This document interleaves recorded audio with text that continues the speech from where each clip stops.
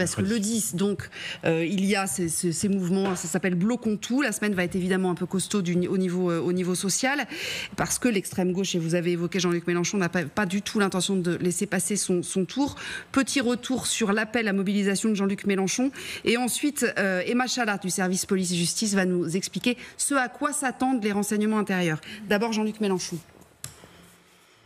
Le 8, nous pensons, quant à nous, que ce sera le jour où nous ferons partir, grâce à la mobilisation populaire qui s'annonce pour le 10, le Premier ministre, M. Bayrou, mais le 10, nous bloquons tout pour faire partir M. Macron lui-même, car c'est lui qui est le responsable de la crise. Alors, on bloque tout, dit-il, le 10 septembre. Mais Machala, merci d'être avec nous. Il y a des actions qui sont envisagées. Certaines, d'ailleurs, rappellent ce qu'on a pu vivre avec les Gilets jaunes. Qu'est-ce qu'on sait pour l'instant de cette mobilisation, de la forme que ça peut prendre ? Alors selon les renseignements, même si la nature de ces mobilisations reste pour l'instant à préciser, le mouvement Bloquons tout pourrait prendre la forme de cortège, de blocage, voire même d'actions de sabotage. En attendant, les réunions préparatoires seraient en train de se multiplier au niveau local. Ces derniers jours, elles se seraient tenues dans une 60aine de départements. Et pour l'instant, du côté des manifestations sur la voie publique, eh bien, ce sont plus de 38 cortèges qui sont annoncés. Et qu'est-ce qu'elles redoutent, les autorités, précisément, Emma ? Eh bien, elles craignent des actions potentiellement plus violentes, comme par exemple le blocage de sites stratégiques. On peut penser notamment à des dépôts pétroliers, des axes routiers, les aéroports, les universités ou encore des plateformes Amazon, des actions qui sont donc susceptibles de porter trouble à l'ordre public. Les difficultés donc pour les forces de l'ordre, cela va être de pouvoir anticiper ces mouvements qui sont donc sans coordination structurée et qui sont donc imprévisibles. Et je cite la note que nous avons pu consulter au service police-justice de TF1 LCI, l'absence de canalisation du mouvement majore le risque d'action par des groupes radicaux et violents. La participation, elle, devrait atteindre les 100 000 participants environ dans toute la France. Ah oui, quand même. Merci beaucoup, Emma, en tout cas, pour toutes ces infos-là. C'est sûr que des actions ciblées un peu partout sur le territoire, genre dans des villes moyennes, on ne peut pas sécuriser un pays tout entier. Hein. Donc on va forcément se retrouver avec des images qui vont être faites pour être marquantes, finalement. Oui, bien évidemment. Mais le sentiment que j'ai, au-delà de la note dont vous avez parlé, c'était intéressant d'en prendre connaissance. Je soumets ça au débat. J'ai l'impression que l'exécutif craint plus le mouvement de grève du 18 septembre avec tous les syndicats, y compris la CFDT, que celle du 10 septembre. En réalité, personne n'en sait rien. Qui, sérieusement, peut dire que 15 jours avant le début des Gilets jaunes, il allait se passer ce qui s'est passé pendant 3 mois ? Quasiment personne. Alors après, les gens ont dit, mais moi, je l'avais deviné, je l'avais anticipé, etc., etc. Bon, la réalité, c'est que personne ne l'avait anticipé. Ce mouvement-là, Bloquons tout, Brandon Warret, vous avez regardé un peu, il est parti d'où ? Eh bien, Bénédicte, il est parti d'Internet. Il est né dans l'anonymat, sur les réseaux sociaux, notamment dans des groupes marginaux, sur Telegram, et relayé rapidement par l'extrême droite. C'est un mouvement qui a pris de l'ampleur au cœur de l'été et qui appelle donc désormais à bloquer la France le 10 septembre. Alors, posons-nous cette question sociologique. Quel portrait robot pour ce militant type qui pourrait participer à ce mouvement du 10 septembre ? Si on se focalise sur l'enquête qui a été menée par la Fondation Jean Jaurès et qui a interrogé un échantillon représentatif de la population française, on apprend qu'il s'agit surtout de jeunes âgés entre 18 et 34 ans pour 49% de cette population. Plus d'hommes que de femmes. Alors où, justement, ce militant pourrait se situer géographiquement ?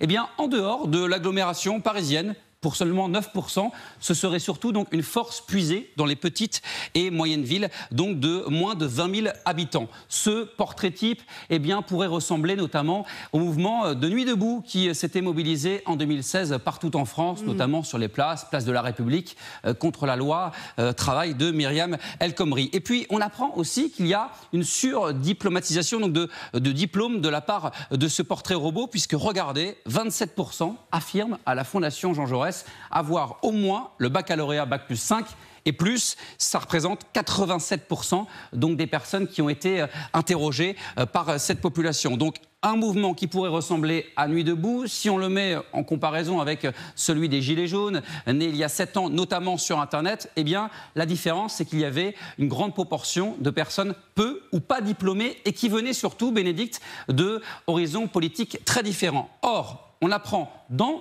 ce mouvement, toujours selon la Fondation Jean Jaurès, qu'une grande proportion viendrait de la gauche radicale. Lorsqu'on leur pose la question, pour qui avez-vous voté au premier tour de l'élection présidentielle en 2022 ? À 69%, ils répondent pour Jean-Luc Mélenchon, à 10%, pour Philippe Poutou, 79% au total. Et lorsqu'on leur pose la même question pour le second tour de l'élection présidentielle, toujours en 2022, Marine Le Pen face à Emmanuel Macron, 24% affirment avoir voté pour Emmanuel Macron et le reste, ils se sont abstenus. C'est donc un mouvement du 10 septembre qui appelle à bloquer toute la France. Mais le problème, c'est qu'il y a des modalités d'action qui sont encore floues, notamment à cause d'une absence de structuration. Évidemment, c'est en cela d'ailleurs que ça nous rappelle les gilets jaunes. Merci beaucoup Brandon. Et puis on verra ce que ça donne. Et vous avez raison de le noter. A priori, le gouvernement a l'air en tout cas Emmanuel Macron a l'air de craindre un peu plus le mouvement du 18 septembre. Et entre les deux, il va y avoir ce fameux vendredi que vous évoquiez avec la note de Fitch, agence de notation qui va remettre la note de la France et qui la baissera-t-elle ou pas. On verra ça évidemment, mais on va en parler avec Nicolas Gottsman qui vient de nous rejoindre et que je remercie. Bonjour Nicolas, vous êtes chef économiste à la financière de la Cité. Et il y a une question, évidemment, c'est la question de l'avenir économique de la France. Il y en a beaucoup qui ont tiré la sonnette d'alarme. On se souvient d'Éric Lombard qui avait évoqué une tutelle du FMI à la mode grecque et qui s'était rapidement rétracté, évidemment.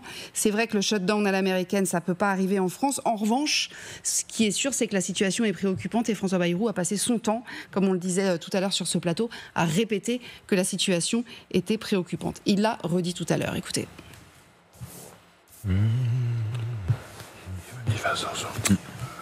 Alors, la charge de la dette cette année, c'est 65 milliards. Et l'année prochaine, 75 milliards. Toute la production nouvelle du pays, elle est captée par la dette. Et la dette, qui est-ce qui la détient ? À 60%, c'est des étrangers. Vous vous rendez compte ? On crée 50 milliards. Et si on fait rien à la fin de la décennie, ça sera même pas la moitié de ce qu'il faut dépenser pour payer l'annuité de la dette. Il nous disait il y a quelques jours, François Bayrou, Nicolas Gottsman, ça fait 20 ans que la dette française augmente de 12 millions par heure. Toute heure de la journée et de la nuit. Et c'est vrai que quand on entend ça, ça paraît complètement délirant. En fait, on a du mal à se... Il faut vraiment le mettre en perspective. Je pense que ce qui est vraiment intéressant en général, c'est de regarder le rapport de force entre la croissance de la dette et la croissance tout court. Si vous avez une croissance qui est suffisamment forte, vous pouvez absorber des montants comme cela. Le problème, c'est que si on regarde les chiffres depuis 20 ans, effectivement, on a une augmentation de la dette qui est de l'ordre de 2000 milliards et on a une augmentation de la croissance qui a été seulement de l'ordre de 1200 milliards. Donc il y a un décalage très important. Mais quand on regarde les données, le vrai problème, c'est pas forcément que la dette a augmenté beaucoup trop vite. Le vrai problème, c'est que la croissance n'a pas augmenté suffisamment rapidement. Donc en fait, la croissance de la dette est un problème parce que justement la croissance est trop faible et c'est vraiment ça le nœud du problème. Ce qui est un peu malheureux, c'est qu'au niveau politique, c'est un problème qui n'est pas du tout traité. C'est-à-dire que la question de la croissance est beaucoup moins abordée que la question de la dette. Et ça, je pense que c'est vraiment un problème aujourd'hui. Or, il y aurait quand même pas mal de leviers justement principalement au niveau européen pour pouvoir changer les choses et avoir une croissance qui nous permette d'absorber ce niveau de dette-là. Alors quand on regarde la situation économique de la France, quand on regarde du côté de la croissance, là effectivement c'est un désastre parce qu'en fait depuis 2 ans on n'a plus de croissance du tout. C'est pas une question d'instabilité politique ou quoi que ce soit, c'est vraiment une question qui est de l'ordre. Enfin ça date depuis 2 ans où on a une stagnation complète qui date plutôt de ce qui a été fait lors du moment où la Banque Centrale Européenne a commencé à monter ses taux pour lutter contre l'inflation. C'est à partir de là on n'a vu plus de croissance du tout et c'est 6 milliards partout en Europe. Quand on regarde aujourd'hui les chiffres en Allemagne, c'est même plus une analyse, ça ressemble à une autopsie. Ça, c'est vraiment, ce qui se passe en Allemagne aujourd'hui est bien pire que ce qui se passe au niveau économique, que ce qui se passe en France. Il n'y a pas beaucoup de pays qui arrivent à sortir de son épingle du jeu. Donc là on a un problème. Ensuite au niveau de la dette, oui on a un problème aujourd'hui, mais principalement parce qu'on n'a pas de croissance. Oui c'est ça, parce qu'on vous a ressorti, regardez, tous les anciens présidents, on est remonté jusqu'à Giscard, d'accord ? On vous dit de combien la dette a été creusée sous leur présidence. Et en fait, ce que vous nous expliquez là, c'est évidemment très intéressant, c'est de dire, effectivement, ça peut paraître hallucinant de voir, par exemple, que Emmanuel Macron l'a augmenté de plus de 1100 milliards ou que François Hollande ne l'a augmenté que, si j'ose dire, de 347 milliards. Mais c'est qu'aussi, il était soutenu à ce moment-là par la croissance et que, effectivement, les choses s'équilibrent, que les taux d'intérêt étaient très bas, etc., etc.